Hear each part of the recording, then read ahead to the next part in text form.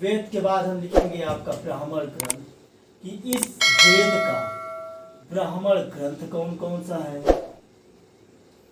क्योंकि ये क्वेश्चन आपसे पूछ लिया जाता है, और कभी कभी नहीं कि मैक्सिमम टाइम आपसे पूछ लिया जाता है कि ऋग्वेद का ब्राह्मण ग्रंथ कौन सा है, यजुर्वेद का ब्राह्मण ग्रंथ कौन सा है, सामवेद का ब्राह्मण ग्रंथ कौन सा है, अथर्ववेद का ब्राह्मण ग्रंथ कौन सा है। तो इसके बारे में हम लोग देखते हैं, और ये भी देखते हैं कि इस वेद में कितनी सूक्त थे। सूक्त के बाद हम देखेंगे कि इस वेद को पढ़ने वाले को क्या बोलते थे। जो ऋग्वेद को पढ़ता था उसको क्या बोलते थे, जो यजुर्वेद को पढ़ता था उसको क्या बोलते थे। तो उस हेडिंग इसमें डालते हैं अध्येता। अध्येता मीन्स होता है, अध्येता मतलब होता है पढ़ने वाला, अध्ययन करने वाला। इस वेद का अध्ययन करने वाला को क्या बोलते हैं, हम यहाँ पे इसके नीचे देख लेंगे। उसके बाद जो सबसे लास्ट है वो है हमारा उपवेद। उपवेद, उसके बाद हम लोग इसी के साथ साथ देख लेंगे कि इस उपवेद के प्रवर्तक कौन से थे, प्रवर्तक कौन कौन थे, तो वो भी देख लेंगे। ये लिखा है प्रवर्तक। प्रवर्तक, प्रवर्तक मतलब इसके आविष्कार कौन थे, इसके जनक कौन से थे इस उपवेद के, इसको भी हम लोग देख लेंगे। तो पहला हम लोग डालेंगे ऋग्वेद। ऋग्वेद पहला हम लोग डालेंगे ऋग्वेद। दूसरा हम लोग डालेंगे यजुर्वेद। ऋग्वेद के अगर ब्राह्मण ग्रंथ की मैं बात करूं तो इसका जो ब्राह्मण ग्रंथ है वो है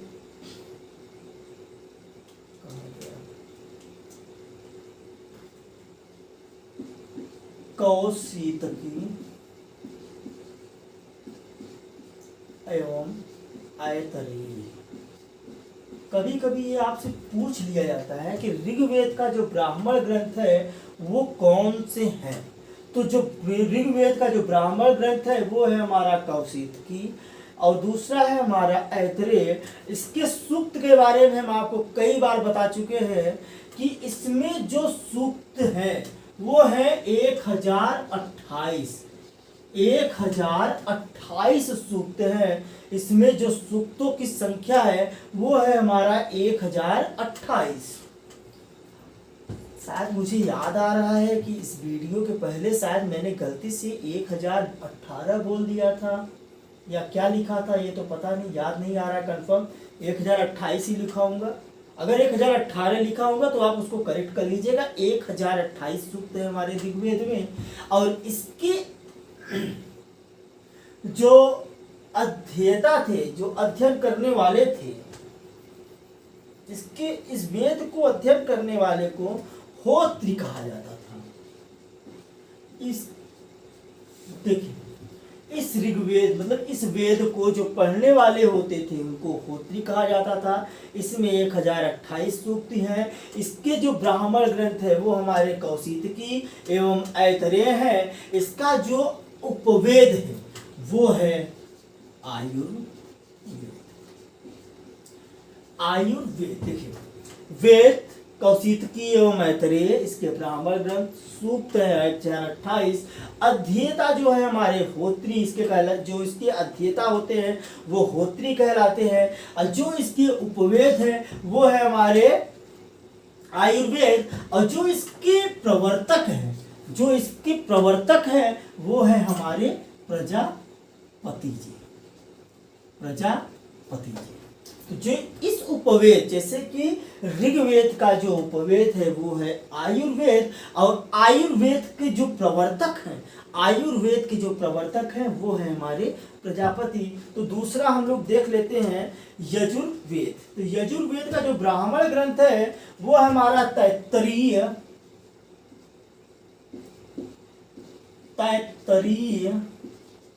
एवं शतपथ। जो हमारा यजुर्वेद का जो ब्राह्मण ग्रंथ है वो है हमारा तैत्तरीय एवं शतपथ। इसमें सूक्तों की एग्जैक्ट गिनती नहीं की जा सकी है, इसीलिए हम इसको ब्लैंक कर दे रहे हैं। और जो अगर हम इसकी मैं बात करें, इसके अध्येता को अधर्यु कहा जाता था, अधर्यु।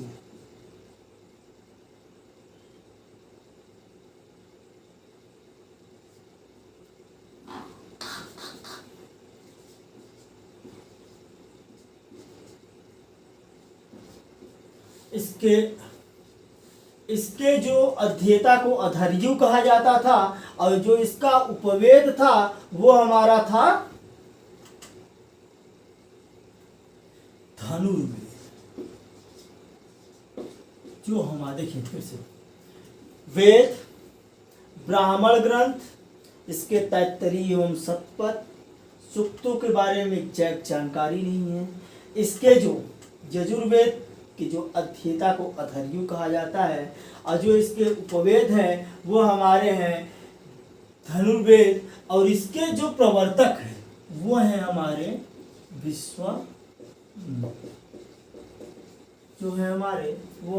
विश्वामित्र। तीसरा देख लेते हैं,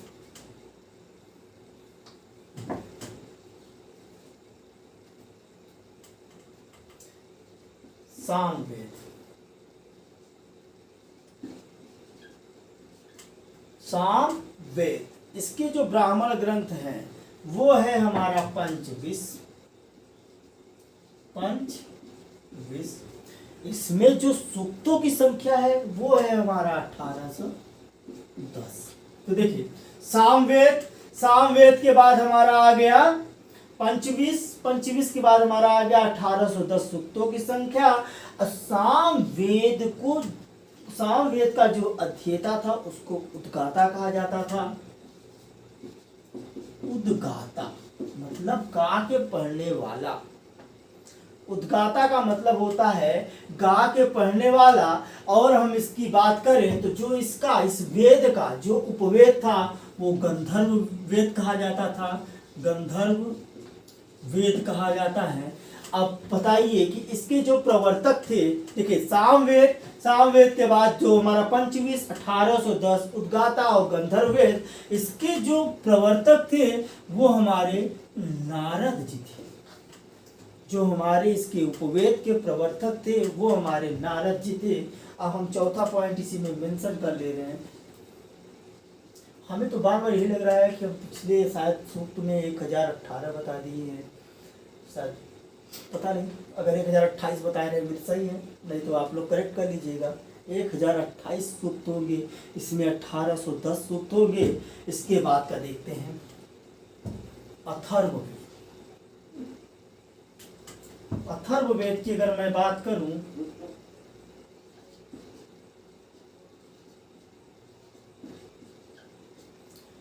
इसके जो ब्राह्मण ग्रंथ हैं वो है गोपथ। अब बताइए आप लोग, इसमें जो सबसे अधिक सूक्तों की संख्या है वो हमारा अथर्ववेद में ही है।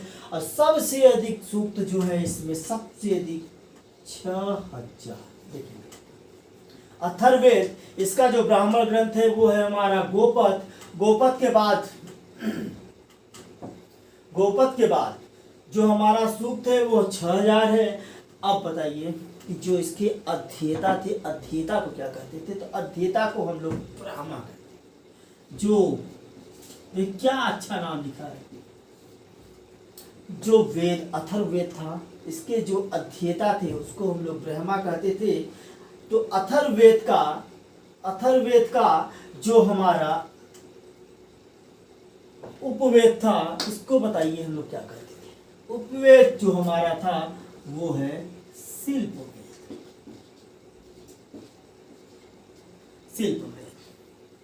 देखिए अथर्ववेद, शिल्पवेद। अब बताइए शिल्पवेद की रचना कौन करेगा? शिल्पवेद उपवेद जो है हमारा, उसके प्रवर्तक कौन हो सकते हैं? उसके प्रवर्तक आप लोग को नहीं पता? बताइए। अथर्ववेद गोपथ 6000 और ये सूक्त है हमारा 6000 और ब्रह्मा अध्येता है। इसके शिल्पवेद के जो प्रवर्तक थे शिल्प वेद के जो प्रवर्तक थे वो थे विश्वकर्मा जी। विश्वकर्मा ने ही तो रचाया है। तो जो हमारा शिल्प वेद उपवेद था उसके जो प्रवर्तक थे वो हमारे विश्वकर्मा जी थे। तो ये हमारा कभी इसके बारे में जैसे देखें 1028 सूक्त इसकी अध्येता को होत्री कहा जाता था। अब हम आपको जब वेद पढ़ाएंगे जैसे कि यजुर्वेद पढ़ाएंगे या हम आपको पढ़ाएंगे सामवेद या हम आपको पढ़ाएंगे अथर्ववेद, तो हम आपको बार बार हम ये आपको नहीं लिखवाएंगे कि इस वेद का ब्राह्मण ग्रंथ कौन सा है, इसमें कितनी सूक्तियां हैं। इसको लिखवाने का मतलब है कि हम बार बार सिर्फ लाइनों को बढ़ाएंगे और लिखवाना हमको बार बार यही है, तो हम क्यों लिखवाएंगे।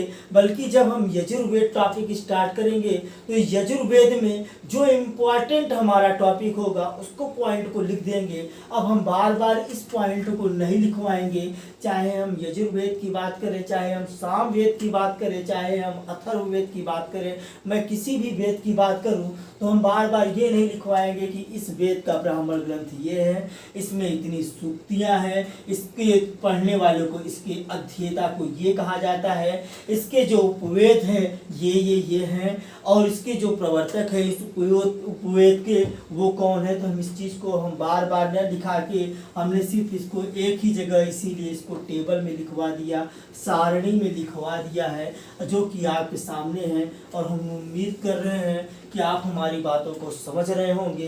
तो ये रहा आपके सामने जो ऋग्वेद है उसका जो ब्राह्मण ग्रंथ है वो कौशितकी एवं ऐतरेय है। इसमें सूक्तों की संख्या 1028 है। इसके अध्येता मीन्स पढ़ने वाले को होत्री कहा जाता था, और इसका जो उपवेद था वो हमारा आयुर्वेद, और आयुर्वेद उपवेद का जो प्रवर्तक थे वो हमारे प्रजापति थे।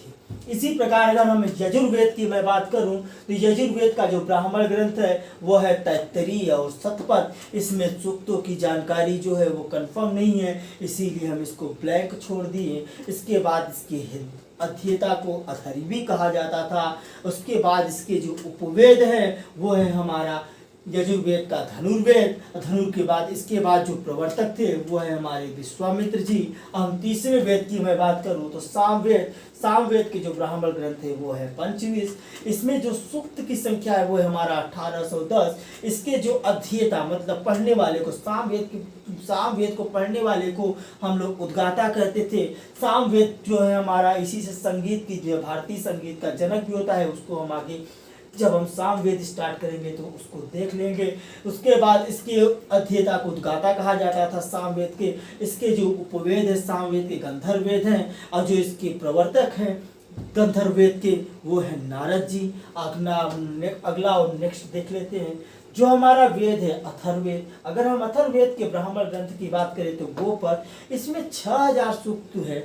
जो हमारा अथर्ववेद है हम आपको बताएंगे कि ये जो लास्ट वाला वेद है वो किस लिए है, कितना इम्पोर्टेंट है, आपको आगे चल के दिखेगा। इसके जो अध्येता हैं वो है ब्रह्मा जी।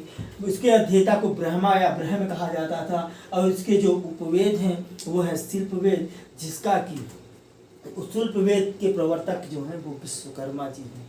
तो आगे हम अपना देखते हैं कि हमें कौन सा पॉइंट आगे पढ़ना है।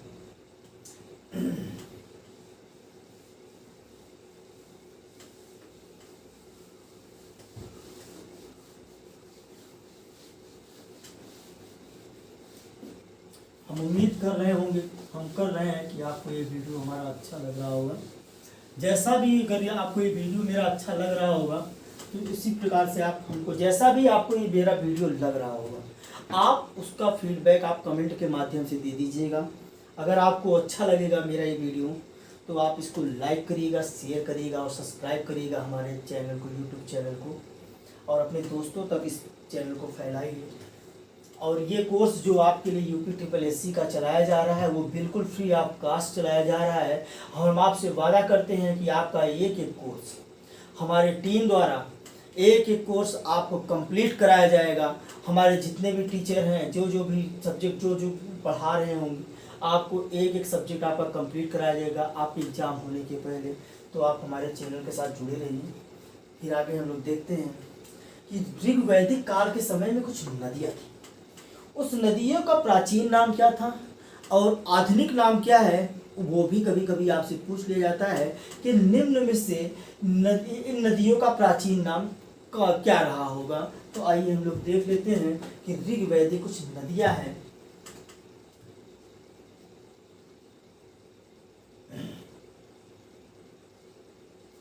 ऋग वैदिक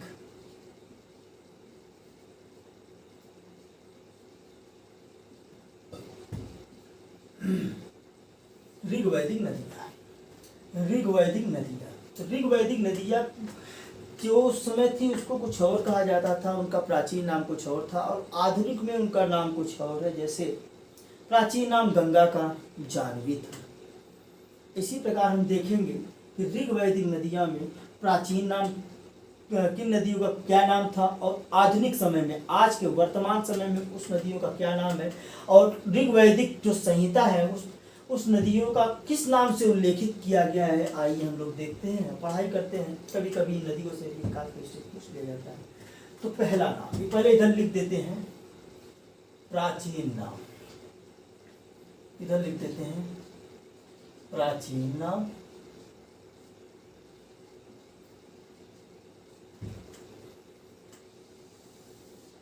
इधर लिख देते हैं आधुनिक नाम, आधुनिक नाम। पहला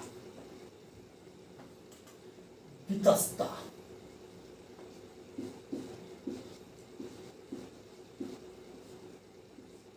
वितस्ता, वितस्ता जो झेलम, जो आज की जो झेलम नदी है, उसको पहले हम लोग जो ऋग्वैदिक संहिता, जो ऋग्वेद संहिता में लिखा गया है, उसका जो प्राचीन नाम है उसको हम वितस्ता के नाम से जानते थे। तो जो झेलम नदी है, झेलम को पहले वितस्ता के नाम से जाना जाता था। फिर दूसरे पे है विपाशा, विपाशा, विपाशा वसु नहीं, विपाशा। विपाशा को हम लोग आज आधुनिक समय में व्यास नदी के नाम से जानते हैं, विपाशा।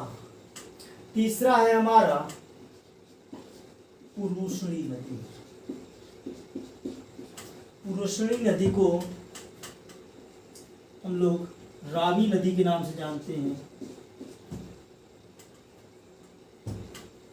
पुरुषणी हो गया,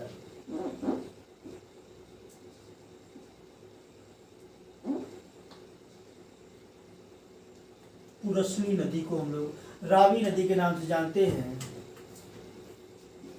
और जो हमारी क्रूब थी, क्रूब नदी, ये हमारी कहाँ बहती थी? ये हमारी अफगानिस्तान में बहने वाली नदी का नाम था क्रूब, जो कि आजकल हम लोग कुर्रम के नाम से जानते हैं।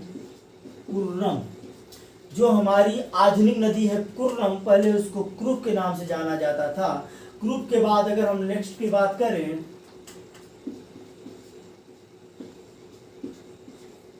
कुभा, कुभा जो नदी है उसको हम लोग काबुल नदी के नाम से जानते हैं।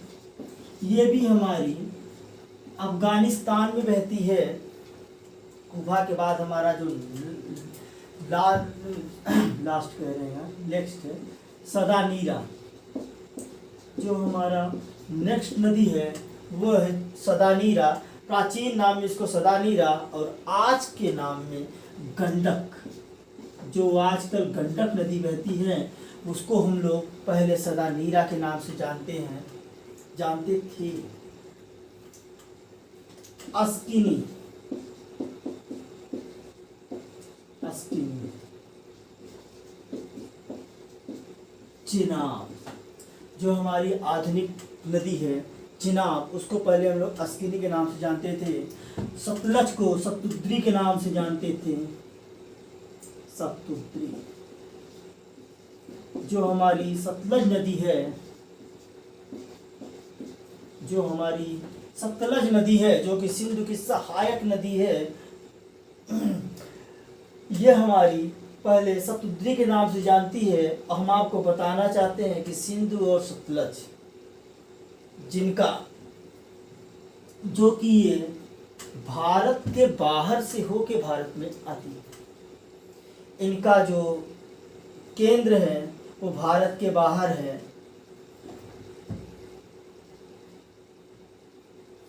ये नदियां बाहर से तब आती हैं, ये बाहर की नदियां हैं जो कि बाहर से आके तब भारत में प्रवेश करती हैं।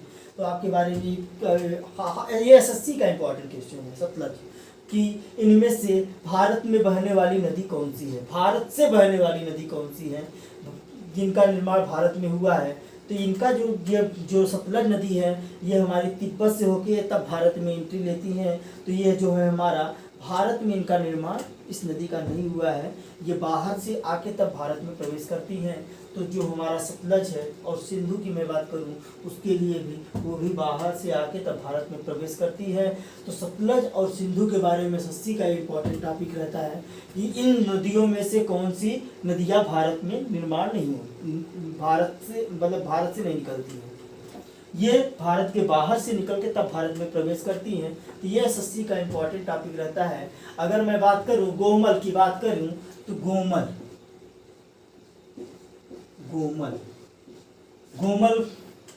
गोमती को पहले गोमती नदी को पहले गोमल के नाम से जाना जाता है।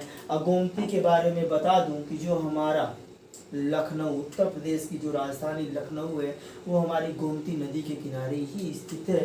तो हमें लग रहा है कि इतनी नदी बहुत हैं, लेकिन एक आध दो नदी के बारे में और देख लिया जाए। जैसे सिंधु को सिंध कहा जाता है, और सरस्वती, पहले जो हमारी सरस्वती, अभी हम आपको बताएंगे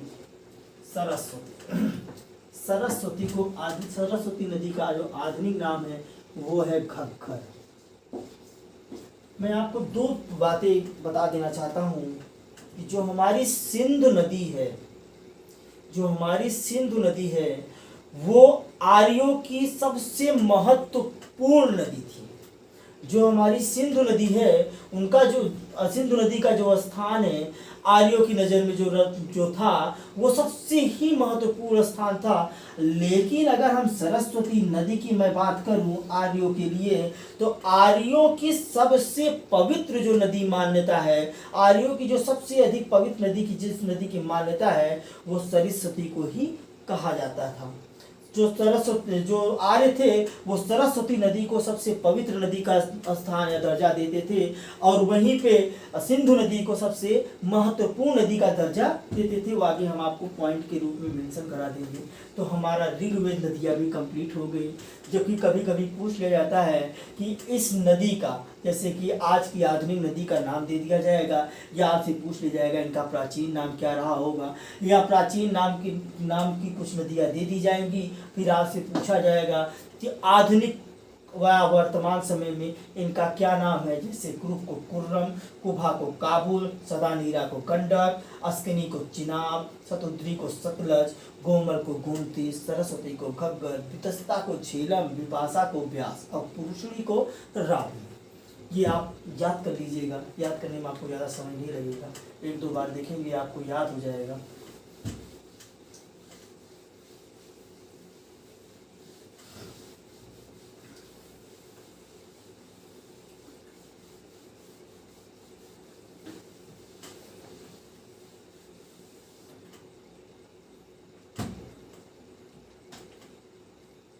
चलिए हम आपको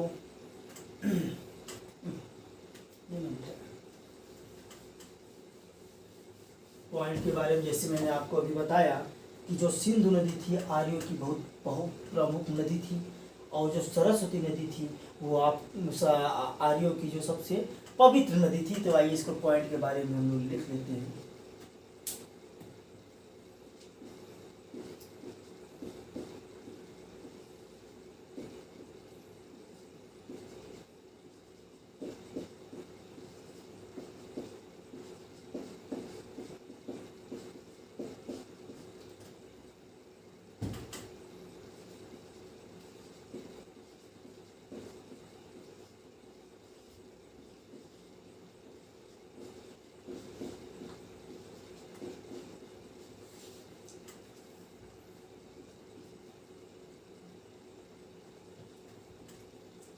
देखिए, जैसे कि जो सिंधु घाटी सभ्यता थी, हमने आपको बताया था कि वो एक नगरीय व्यवस्था थी या नगरीय सभ्यता थी। लेकिन जैसे ही आर्य भारत में आए, इनकी जो व्यवस्थाएं थी, जो इनकी सभ्यता थी, वो ग्रामीण व्यवस्था सभ्यता थी। ये लोग कच्चे घरों में निवास करते थे, एक छोटा मोटा कबीला बना के रहते थे। आइए हम लोग इस पॉइंट को लिख दिया करते हैं, क्योंकि पूछ लिया जाता है कभी कभी आपसे कि जो सिंधु घाटी, जब कंपैरिजन किया जाता है सिंधु घाटी सभ्यता से और ऋग वैदिक काल की सभ्यता के लेके, कि उस समय जो ऋग वैदिक काल में सभ्यता जो थी वो आपकी नगरीय व्यवस्था थी या ग्रामीण व्यवस्था थी, इससे आपसे कभी क्वेश्चन पूछ लिया जाता है। तो आइए हम इसको पॉइंट के रूप में मेंशन कर देते हैं कि आर्य लोग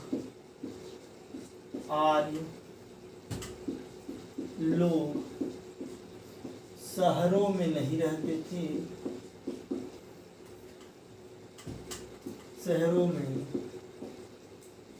नहीं रहते थे,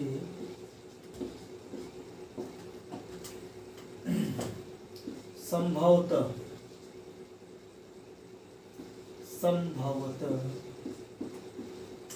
वे किसी तरह का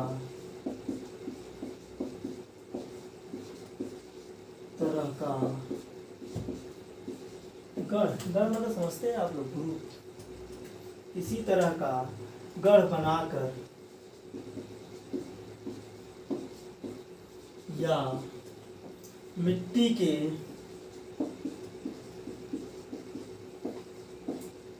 घर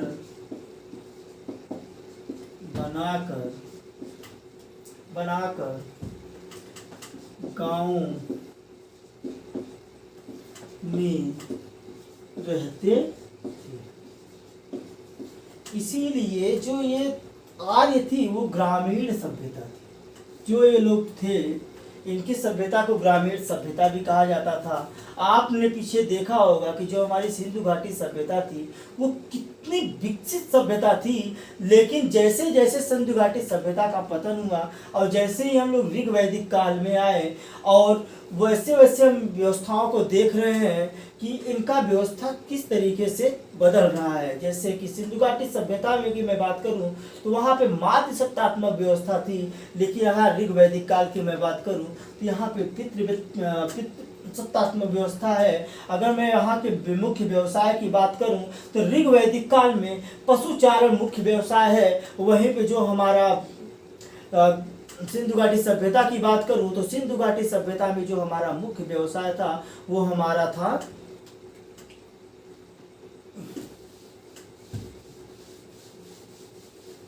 सिंधु घाटी सभ्यता, बताओ यार क्या व्यवस्था, व्यापारिक वर्ग थे, तो व्यापार व्यवस्था बड़े वर्ग थे।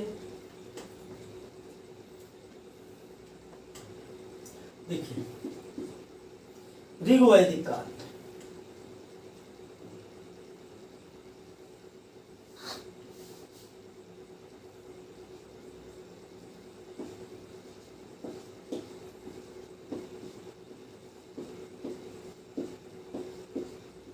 ऋग वैदिक काल में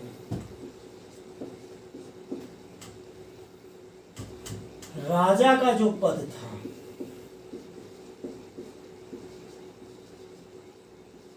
वो अनुवांशिक हो गया था।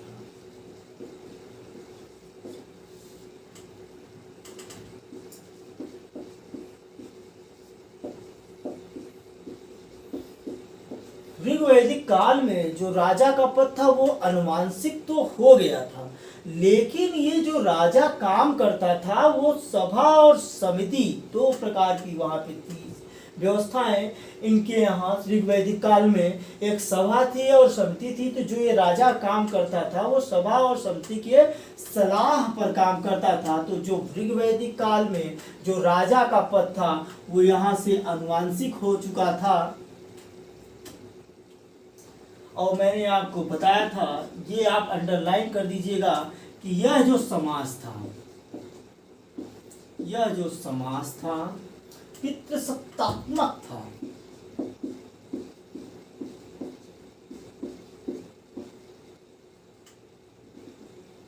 सत्तात्मक था, क्योंकि ये इम्पॉर्टेंट पॉइंट है, क्योंकि यह जो समास था वो पितृसत्तात्मक समास था। इसी के साथ हम आपके साथ चलते हैं नेक्स्ट पॉइंट पे। तो यह जो समास था वो पितृसत्तात्मक समास था। इसके आगे हम लोग देखेंगे कि कुछ जो ऋग्वैदिक काल में जो कुछ प्रमुख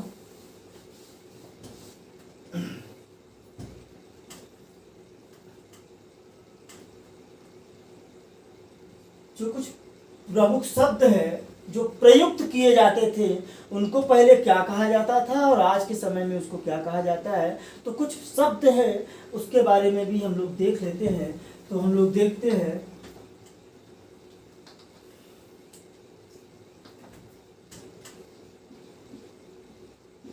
वैदिक काल में प्रयुक्त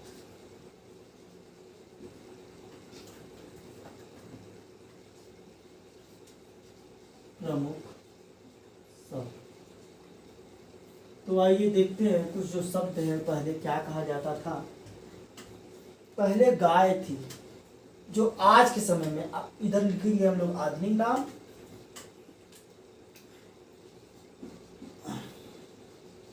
इधर हम लोग लिखेंगे आधुनिक नाम, इधर हम लोग लिखेंगे प्राचीन नाम।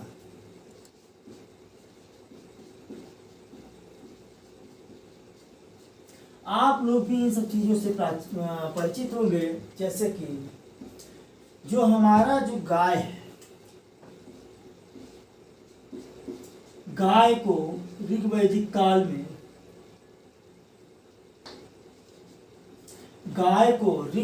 काल में अघन्या कहा जाता था।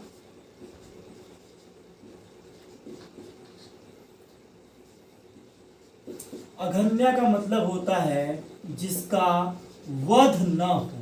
वध मतलब तो आप समझते ही होंगे कि जिसको मारा न जाए, जिसका वध न हो।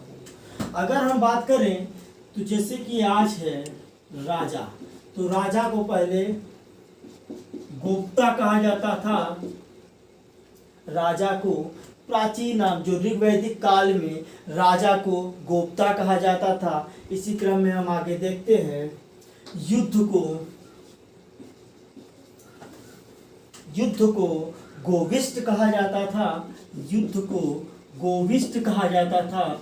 गोविष्ट इसलिए कहा जाता था कि ऋग्वैदिक काल में जो सबसे अधिक युद्ध होते थे वो गायों की वजह से होते थे, क्योंकि उनका जो मुख्य व्यवसाय था वो था पशुचारण। तो उनके लिए गायों की जो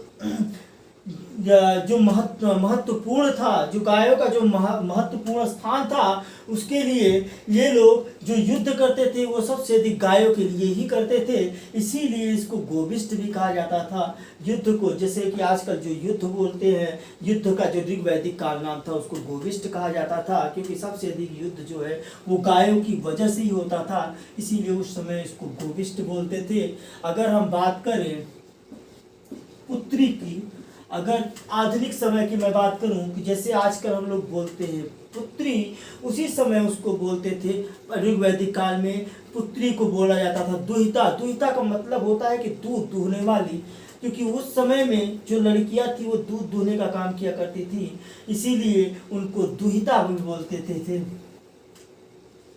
दुहिता कहा जाता था। तो ऋग्वैदिक काल में जो पुत्री रहती थी उसको दुहिता कहा जाता था। इसके बाद हम पुत्री के बाद आगे देख लेते हैं। जैसे अनाज को बोला जाता है धान्य। अनाज को धान्य कहा जाता है। अनाज को धान्य कहा जाता है उपजाऊ भूमि को।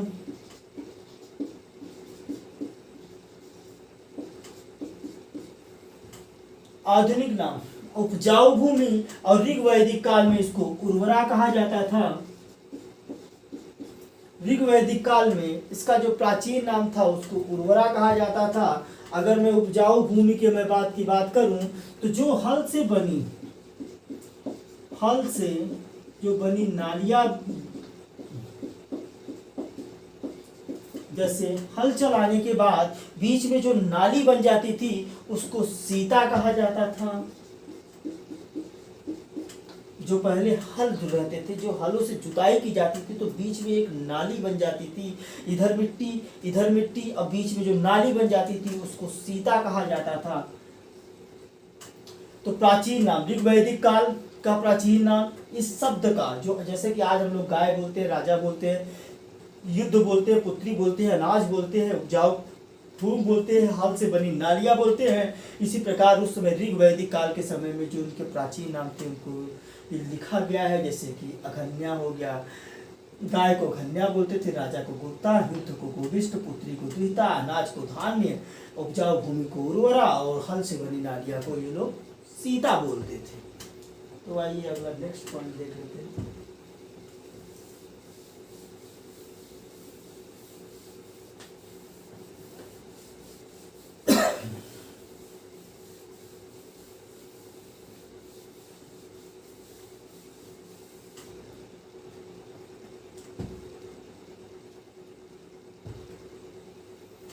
तो अभी हमारा ऋग्वैदिक काल ही चल रहा है। ऋग्वैदिक काल में गिने चुने 4-5 पॉइंट और बचे हैं तो उसको भी देख लिया जाए।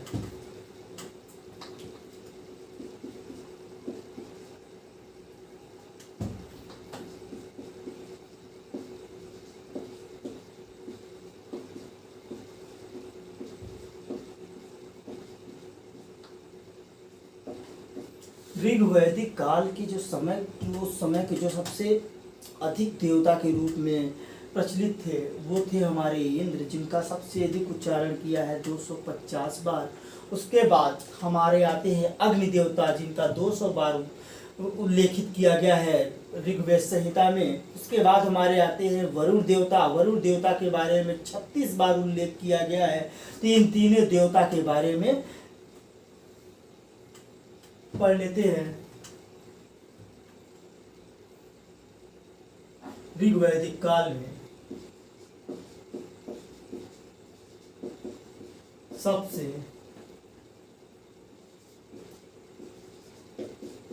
अधिक महत्वपूर्ण देवता इंद्र, इंद्र के बाद आ जाएंगे अग्नि, फिर आ जाएंगे वरुण एवं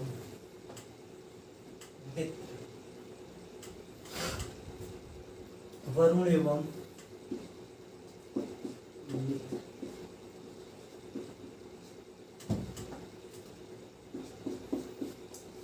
इंद्र को पुरंदर भी कहा जाता था। इंद्र को पुरंदर भी कहा जाता था। पुरंदर का मतलब होता है दुर्ग को तोड़ने वाला। दुर्ग मतलब किला को तोड़ने वाला। तो आगे इसको भी लिख देते हैं। इंद्र, इंद्र देवता को, इंद्र देवता को पुरंदर भी कहा जाता था।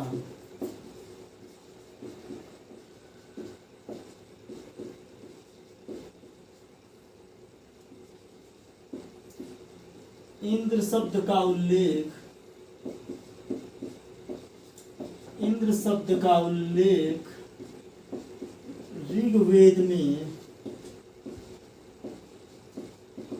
250 बार उल्लिखित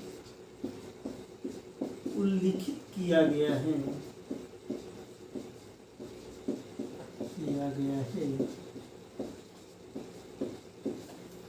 तो इंद्र देवता को पुरंदर भी कहा जाता था और इंद्र शब्द का उल्लेख ऋग्वेद में 250 बार उल्लिखित किया गया है। अब आगे हम अग्नि देवता के बारे में भी ऐसे ही देख लेते हैं। आप लोग देख लीजिएगा, ज़्यादा तेज अगर हम लिख रहे हो तो उसको आप कमेंट में बता दीजिएगा।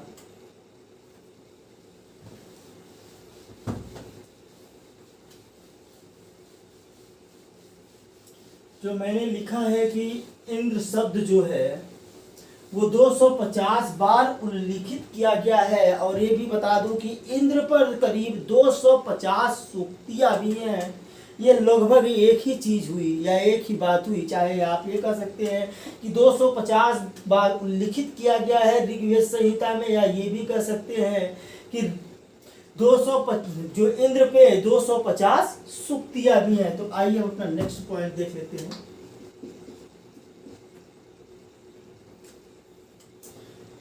देवताओं के रूप में अग्नि देवता का दूसरा स्थान है। ऋग्वैदिक काल की मैं बात कर रहा हूं अभी। ऋग्वैदिक काल में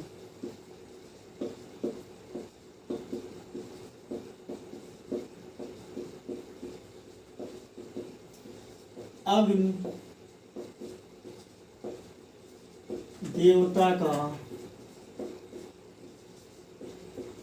दूसरा, ये सॉरी दूसरा लिखा हुआ है, दूसरा स्थान है। इस पर 200 सूक्त है। इस पर कुल 200 सूक्त हैं। देखिए सबसे अधिक सूक्त इंद्र पे है, 250 सूक्त। दूसरे स्थान पे हमारे अग्नि देवता जी का है, अग्नि देवता जी का है, अग्नि देवता का है। और इन पर जो सूक्तियों की संख्या है वो 200 सूक्त हैं। और तीसरे की मैं बात करूं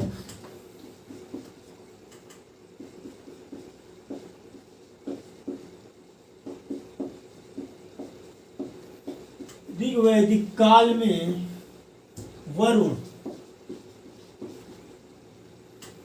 वरुण देवता का स्थान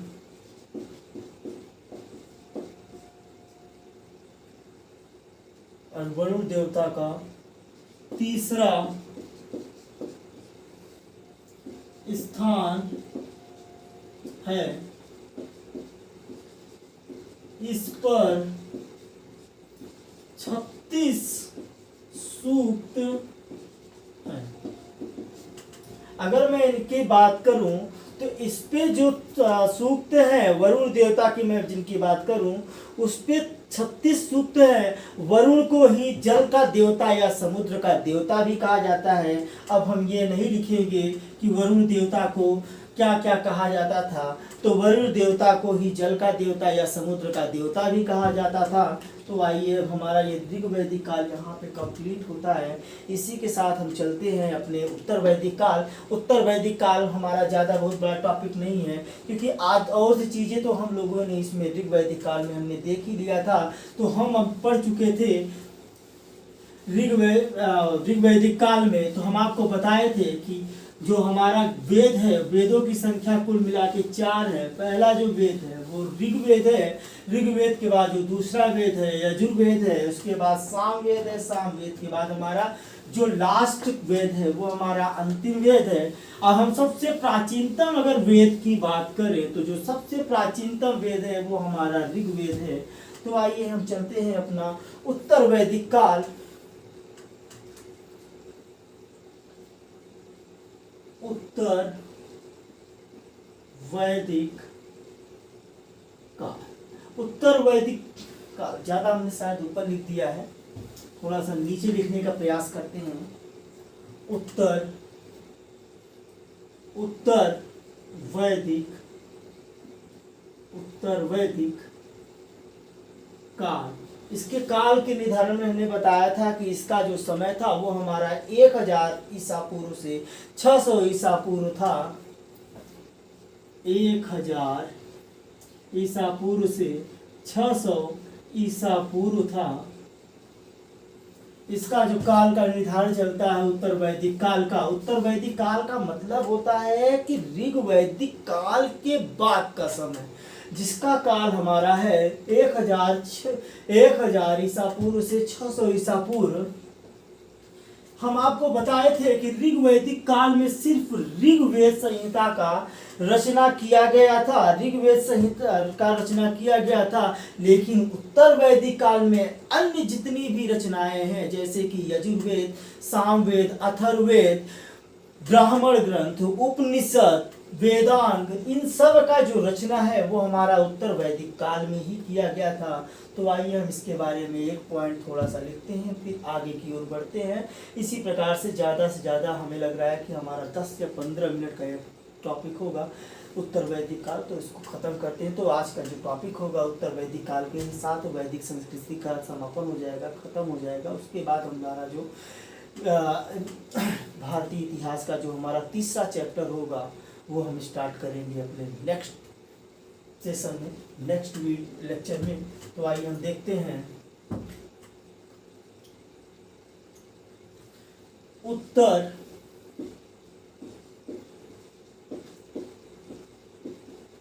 वैदिक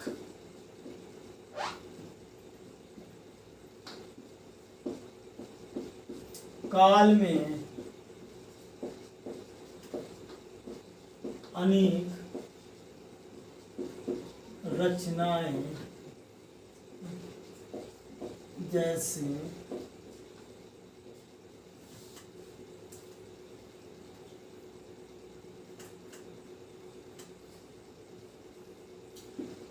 यजुर्वेद,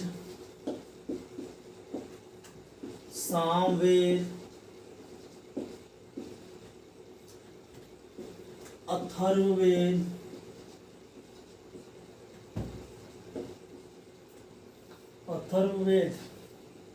उसके बाद ब्राह्मण ग्रंथ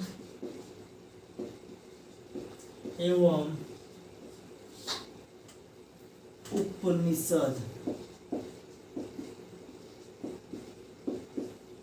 की रचना हुई थी। चलिए हम इसकी अब देखिए, हमने आपको बताया था बहुत पहले ही, मैंने बताया था इस वीडियो जैसे हमने स्टार्ट किया था ऋग वैदिक काल और उत्तर वैदिक काल। तो मैंने आपको बताया था कि जो हमारा उत्तर वैदिक काल है, ऋग वैदिक काल में हमारा सिर्फ ऋग वैदिक संहिता की रचना हुई थी। लेकिन उत्तर वैदिक काल में जितने भी ऋग्वेद संहिता को छोड़ के जितने भी अन्य रचनाएं थी उनका जो रचना हुआ है वो उत्तर वैदिक काल में ही हुआ है। तो आइए हम थोड़ा सा पढ़ते हैं अपना यजुर्वेद के बारे में, सामवेद के बारे में, अथर्ववेद के बारे में, ब्राह्मण ग्रंथ के बारे में, उपनिषदों के बारे में। तो आइए थोड़ा छोटा छोटा टॉपिक है जिसको पढ़ के आगे की ओर खत्म किया जाए। तो आगे हम बात करते हैं अपना नेक्स्ट पॉइंट यजुर्वेद। देखिए यजुर्वेद की अगर मैं बात करूं, पहली बात तो आप समझ लीजिए, यजुर्वेद के बारे में अगर मैं बात करूं तो इसका मैंने ब्राह्मण ग्रंथ आपको बता दिया, इसके आपके अध्येता के बारे में बता दिया, इसके बाद में आपके इसके उपवेद के बारे में बता दिया, इसके बाद में इसके बारे में बताया कि इसमें कितनी सूक्तियाँ थी। तो सूक्त के बारे में सूक्तियाँ जो हमारी थी वो ब्लैंक थी, क्योंकि कोई भी निश्चित सूक्तियाँ हम नहीं बता पा रहे थे, इसीलिए हम इसको ब्लैंक करवाए। या अन्य किताबों में भी हर जगह लगभग ब्लैंक ही लिखा हुआ है। अगर हम बात करें तो हम ना तो अब आपको इसमें यजुर्वेद के अंतर्गत हम आपको न तो हम ब्राह्मण ग्रंथ के बारे में लिखवाने जा रहे हैं, न तो हम अध्येता के बारे में लिखवाने जा रहे हैं, न तो मैं उपवेद के बारे में लिखवाने जा रहा हूँ, न तो उपवेद के जो हमारे थे निर्माता थे उनके बारे में भी हम नहीं लिखवाने जा रहे हैं।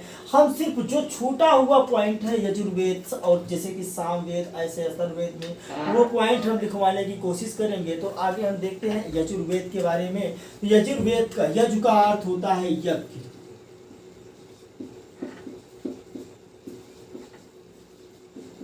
अर्थ यज्ञ होता है, यज्ञ से है, ये भी लिख सकते हैं आप।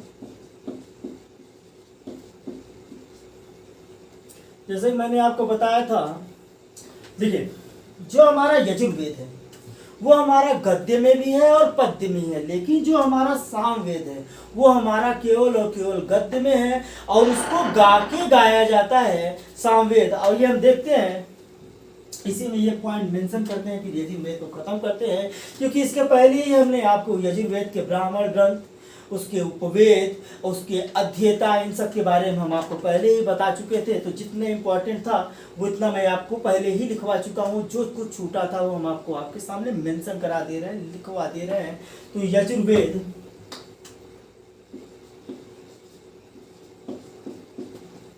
गद्य यजुर्वेद ग्रंथ जो है, यजुर्वेद वेद जो है, यजुर्वेद ग्रंथ, ये जो हमारा ग्रंथ है वो गद्य एवं पद्य दोनों में है। क्या हो गया राइटिंग, गुस्सा हो रही राइटिंग। गद्य एवं पद्य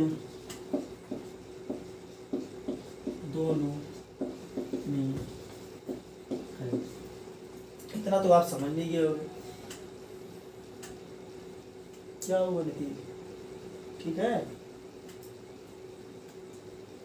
देखिए, अगर मैं बात करूं यजुर्वेद की, तो यजुर्वेद में हमारे दो प्रधान रूप हैं। एक शुक्ल यजुर्वेद, इसके बारे में भी आप सुने होंगे, और एक है हमारा कृष्ण यजुर्वेद। इसके बारे में हम लोग लिख लेते हैं। यजुर्वेद के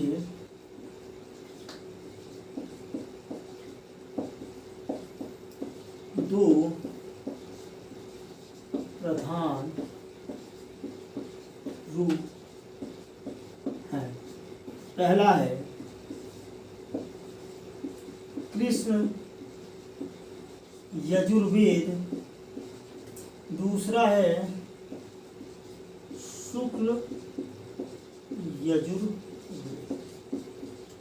इसी के साथ हम आपका यजुर्वेद खत्म करते हैं, क्योंकि इसके पहले ही हम आपको बता चुके हैं। इसके बार बार हम आपको बता रहे हैं कि हम इसके ब्राह्मण ग्रंथ के बारे में, हम इसके अध्येता के बारे में, हम इसके उपवेद के बारे में, और जो उपवेद के निर्माता थे उसके बारे में हम आपको पहले ही बता चुके हैं। उसके सूक्त के बारे में, इसमें कितने सूक्त हैं उसके बारे में भी हम आपको पहले ही बता चुके हैं।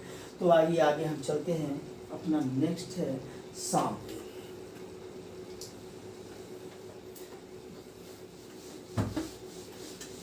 बस सामवेद, इसके बाद चलेंगे अथर्ववेद, अथर्ववेद के बाद चलेंगे थोड़ा बहुत आपको वेदांत के बारे में जानकारी देंगे।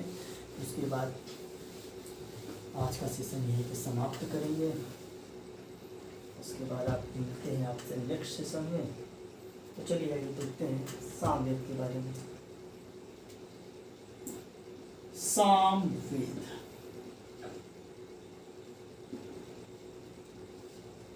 साम का जो अर्थ होता है वो होता है गान। साम का जो अर्थ होता है, साम का तात्पर्य तात्पर्य तात्पर्य गान से है, गान से है। आप इसको अंडरलाइन भी कर सकते हैं। देखिए, सामवेद से ही, सामवेद से ही सर्वप्रथम 7 संगीतों का,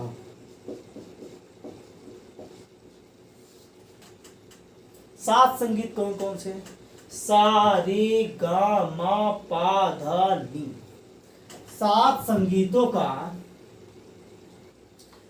7 संगीतों की, 7 संगीतों, इसको लिख लेते हैं इन ब्रैकेट।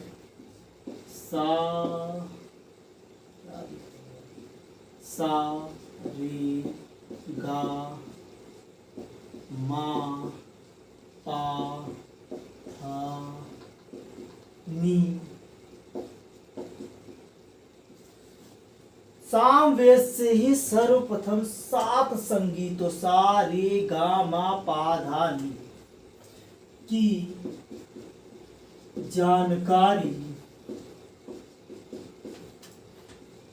प्राप्त हुई थी। ये भी कह सकते हैं, कहना क्या है, इसीलिए इसे भारतीय संगीत, भारतीय संगीत का जनक माना जाता है। साम का तात्पर्य गान से है। और एक चीज हम आपको बता दें, हम इसमें आपको मेंशन नहीं कराना चाहते हैं कि साम वेद जो है वो हमारा केवल और केवल पद्य में है। साम वेद जो है हमारा केवल और केवल पद्य में है। अगर आपको समस्या है तो हम इसको पॉइंट में लिखवा दे रहे हैं। साम वेद ग्रंथ केवल पद्य में है। अब ये मत बताना पड़े कि गद्य और पद्य में क्या अंतर होता है। ठीक है, आगे चलते हैं। सामवेद कंप्लीट हुआ। अब हम सामवेद के बाद चलते हैं अपना अथर्ववेद। अथर्ववेद की अगर मैं बात करूं तो जो अथर्ववेद के जो रचयिता थे वो थे हमारे अथर्वा ऋषि जी थे। तो अथर्ववेद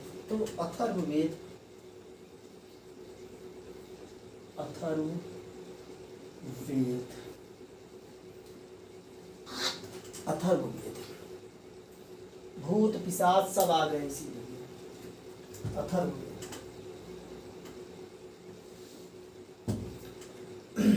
अथर्ववेद के बारे में कुछ लिया जाए। अथर्ववेद ग्रंथ की रचयिता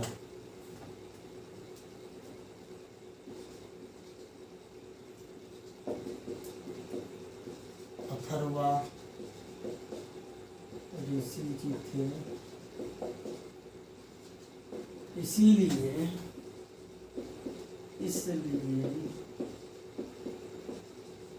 इनके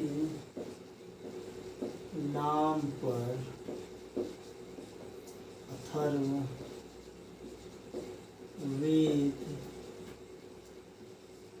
कहा गया। देखिए, अगर एक पॉइंट हम आपको और बताएं, अथर्ववेद को ब्रह्मा वेद भी बोला जाता है। इस पॉइंट को भी हम लोग लिख लेते हैं। अथर्ववेद को ब्रह्मा वेद, अथर्ववेद को ब्रह्मवेद ही कहा जाता है। अथर्ववेद को ब्रह्मा वेद भी कहा जाता है। क्या गिर गया ये सब। अथर्ववेद के भी बारे में हम आपको बताए थे, इसके पहले मेंशन करा चुके हैं। उसके ब्राह्मण ग्रंथ के बारे में, उसके अध्येता के बारे में ये भी मैंने बताया था कि सबसे अधिक जो सूक्तों की संख्या है वो हमारा अथर्ववेद में ही है।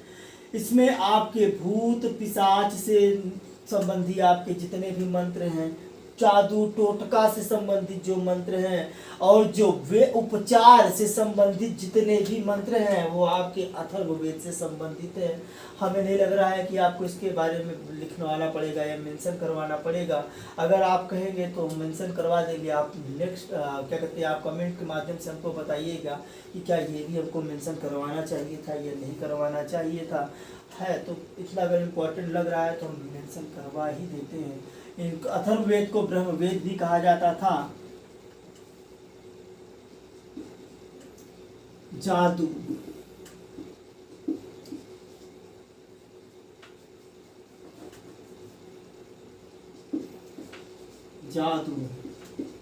टोटके,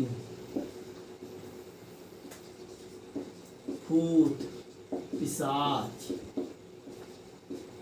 से संबंधित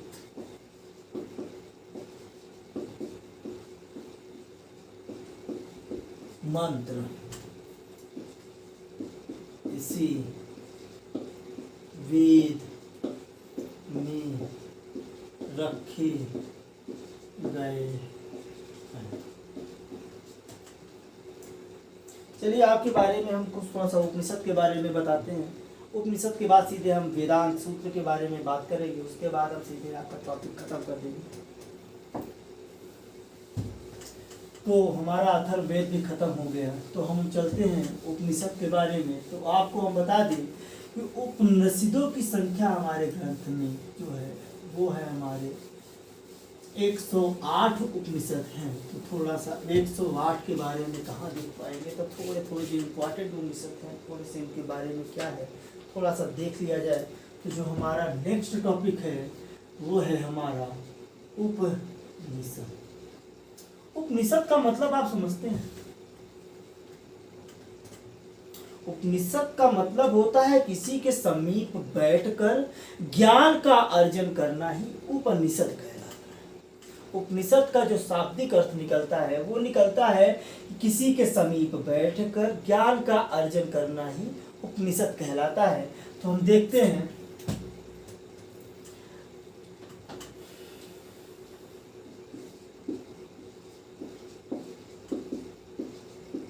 उपनिषद को छोटा छोटा लिख दिया क्या?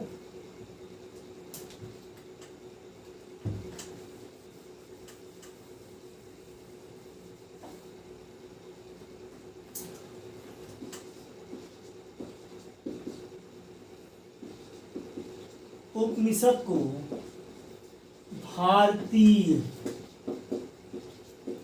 दर्शन का पिता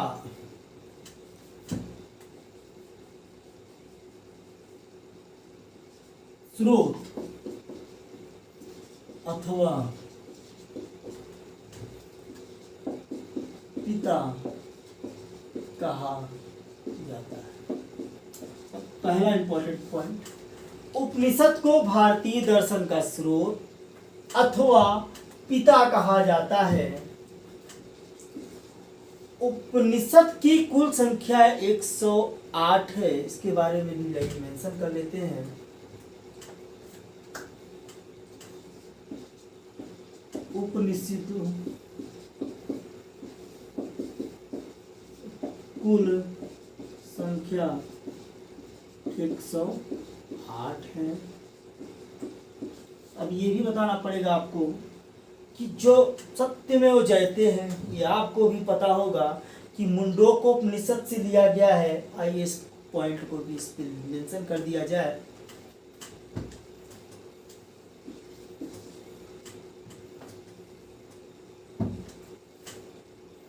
कठोपनिषद में यक्ष एवं नचिकेता का वर्णन किया गया है। जो उनका संवाद हुआ था कठोपनिषद में, यक्ष और नचिकेता का संवाद का वर्णन किया गया है। तो लाइए कठोपनिषद को ही लिख लिया जाए पहले। कठोपनिषद यक्ष और नचिकेता के संवाद का वर्णन किया गया है। अब मैंने आपको बताया था कि सत्यमेव जयते जो है वो मुंडक उपनिषद से लिया गया है। सत्यमेव जयते, सत्य में जयते, क्योंकि सबसे अधिक इम्पोर्टेंट पॉइंट हमारा यही है।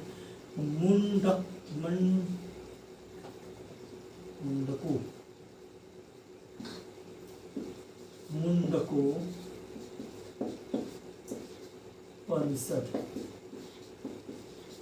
से, जो कि भारतीय ध्येय वाक्य है। सत्यमेव जयते जो कि भारतीय ध्येय वाक्य है वो मुंडकोपनिषद से लिया गया है।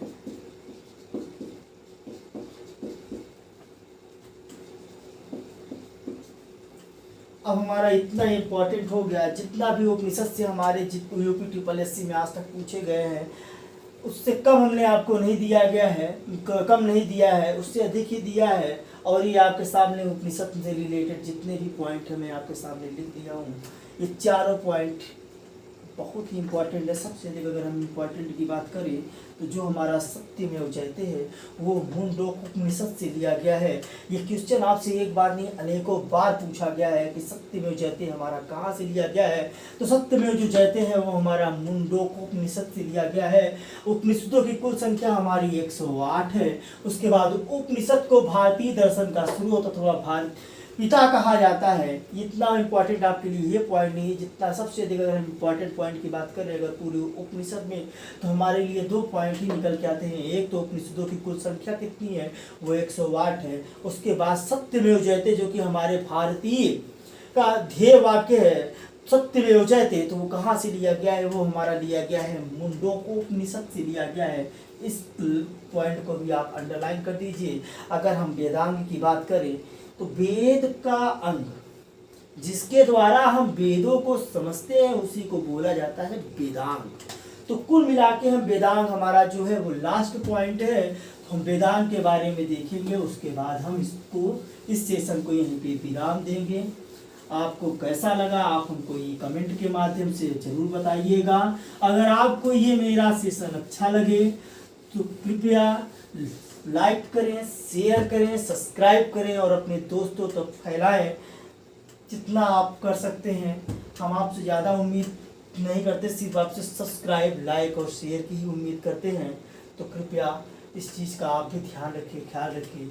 और इस पर जितना भी कोर्स आपका चलाया जा रहा है वो बिल्कुल फ्री ऑफ कॉस्ट है। हमने आपसे जो क्वेश्चन सेशन की ऑब्जेक्टिव सेशन की मैंने बात की थी सिंधु घाटी सभ्यता का, वो जल्द से जल्द आपके बीच में लाया जाएगा। आप इस चीज़ को लेके बिल्कुल निश्चिंत रहिए। हम आपको 1 या 2 दिन के अंदर अभी सर वो आ गए हैं हमारे ऑपरेटर महोदय, उनसे हम जल्द से जल्द आपके बीच में वो ऑब्जेक्टिव सेशन लाने की पूरी कोशिश करेंगे। 1 या 2 दिन में आपके सामने आ जाएगा वो क्वेश्चन का सीरीज सिंधु घाटी सभ्यता का। सिंधु घाटी सभ्यता का सीरीज जैसे ही कंप्लीट होगा उसके बाद आपके सामने वैदिक संस्कृति के जितने भी क्वेश्चन बनते हैं वो भी आपके सामने लाया जाएगा। तो हम चलते हैं, बात करते हैं वेदांग। वेदांग जैसा कि नाम से ही आप परिचित है, आपको नाम से ही हो रहा होगा, परिचित हो रहे होंगे कि वेदों का अंग, वेदों का अंग जिनके द्वारा हम वेदों को अच्छी तरीके से समझ सके, जो जो चीज़ें हमारे लिए इम्पोर्टेंट है जिनके द्वारा हम वेदों को अच्छी तरीके से समझ सके उसको बोलते हैं वेदांग। तो वेदांगों की कुल जो संख्या है वो हमारी 6 है। चलिए हम इसको लिख देते हैं पॉइंट के रूप में। तो जो हमारी वेदांग है वो हमारी 6। तो वेदांगों की कुल संख्या, वेदांगों की कुल संख्या 6 है। जो निम्न, जो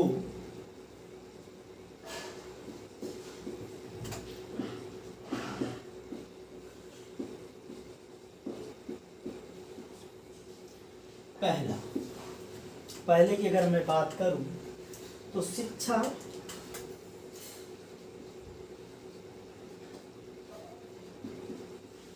दूसरे की मैं बात करूं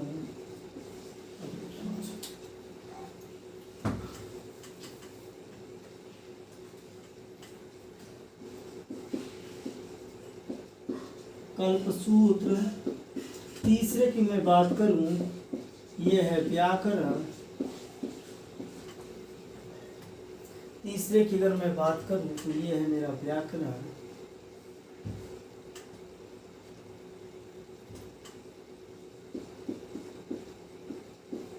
शिक्षा, कल्पसूत्र, व्याकरण, निरुक्त, चौथा है हमारा निरुक्त, पांचवा है हमारा छंद, छठवा है हमारा आपतज्ञ, 34। देखिए वेदांगों की कुल जो संख्या रखी गई है उनकी संख्या 6 है, जो कि आपके सामने है शिक्षा, कल्पसूत्र, व्याकरण, निरुक्त, छंद और ज्योतिष। तो इसी के साथ हम आज के सेशन को विराम लेना चाहते हैं।